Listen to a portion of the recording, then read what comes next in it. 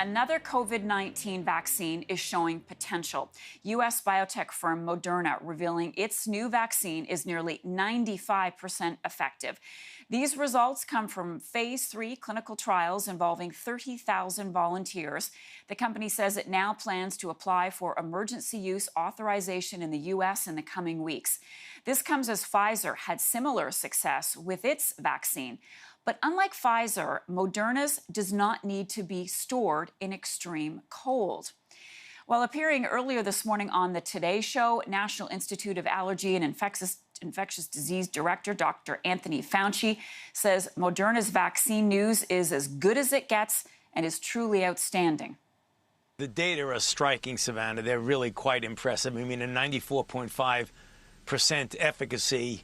There were 95 events, 5 of them in the vaccine group and 90 of them in the placebo group. That is really quite impressive and really is something that foretells an impact on this outbreak, together with the vaccine that, just last week was shown to be comparably effective with the Pfizer. So now we have 2 vaccines that are really quite effective.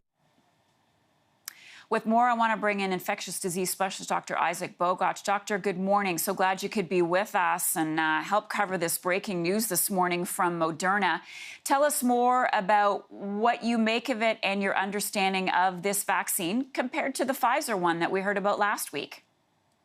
Sure. So I think there's certainly room for cautious optimism. The interim results look fantastic, but again, there's still interim results.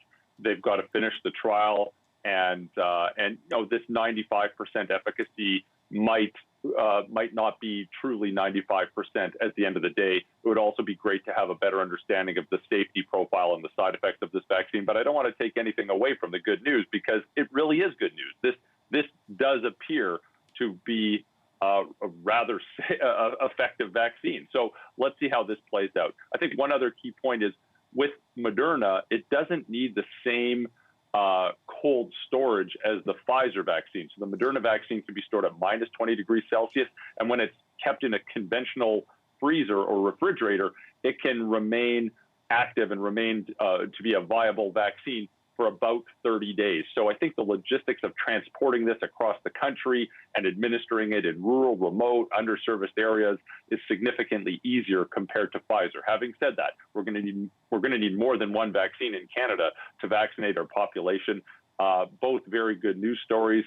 Still cautious optimism. We haven't crossed the finish line yet, but it looks like we're getting closer.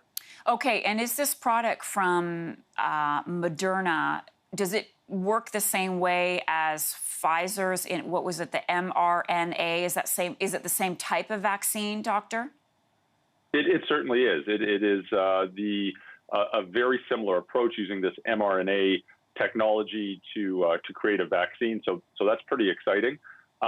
Just so people are aware of all the vaccines that are in development, these are mRNA vaccines, but there's other vaccine approaches that are also being taken, more conventional approaches, I'd say, that are also in fairly advanced stages of development. For example, the AstraZeneca vaccine or Johnson & Johnson vaccines are also in pretty advanced stages of development, and they take slightly different approaches as well. So I think there's room for lack of a better word, error or misfortune. Many of these vaccines aren't going to make it to market, but by having so many vaccines in development taking several different approaches, some will make it to market. And on that point, and I know I'm probably jumping the gun a bit, but hey, we're excited about this news. It is light at the end of the tunnel. Will people get to choose when the rollout does happen, which vaccine they put in their arm? I don't know, but I kind of doubt it, in the sense that it's going to be like they said in my kids' kindergarten class. You get what you get and you don't get upset.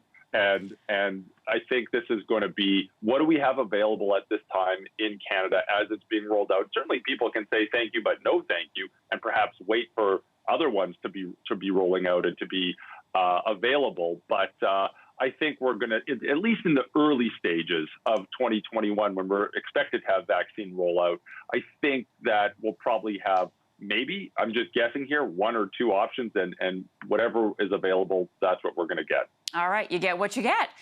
Dr. Bogoch, thank you so much. Really appreciate it. We'll see you again soon.